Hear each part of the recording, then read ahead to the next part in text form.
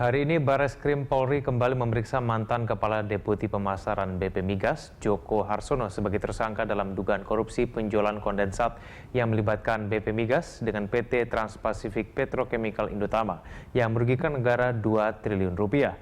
Untuk informasi selengkapnya kita bergabung dengan reporter Julita Telambanua dan juru kamera Rianto dari Mabes Polri, Jakarta.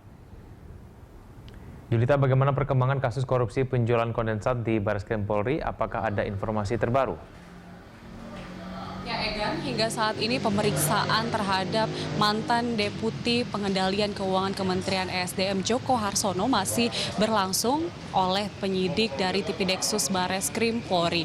Dan tadi Joko Harsono tiba di tempat ini pada pukul 9 dan ini adalah kali kedua Joko Harsono diperiksa sebagai tersangka dari kasus dugaan korupsi jual beli kondensat PT TPPI BP Migas. Di sini Joko diketahui oleh penyidik bahwa ia menyetujui dan menandatangani terkait dengan kerjasama kontrak kerjasama antara BP Migas dan PT TPPI pada saat jual beli kondensat pada tahun 2009-2010 dan Polri juga mendapati bahwa terdapat kerugian negara akibat kasus ini sebesar 2 triliun rupiah. Dan sebelumnya juga Egan diketahui, seperti kita ketahui bahwa penyidik juga telah memeriksa mantan Menteri Keuangan Sri Mulyani, di mana Sri Mulyani diduga oleh penyidik mengetahui bahwa PT TPPI ini mengalami kesulitan ekonomi, namun Kementerian Keuangan tetap menyetujui tentang tata cara pembayaran secara tidak langsung kondensat dari PT TPPI kepada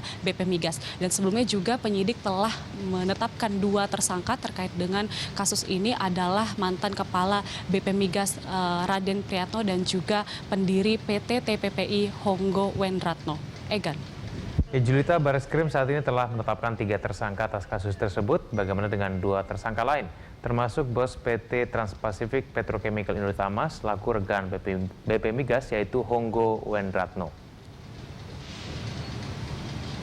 Ya, Egan, untuk tersangka Raden Priyatno memang sebelumnya telah diperiksa dan kembali akan diperiksa minggu ini, dan menurut Direktur Tipideksus Victor Simanjuntak mengatakan bahwa pemeriksaan akan dilakukan besok atau lusa. Sedangkan untuk tersangka Honggo, rencananya Bareskrim Polri akan melakukan pemeriksaan namun belum dipastikan kapan, melihat Honggo pada saat ini masih berada di Singapura untuk menjalani pengobatan sakit jantung, dan Bareskrim memiliki rencana untuk memeriksa Honggo langsung di Singapura. Egan.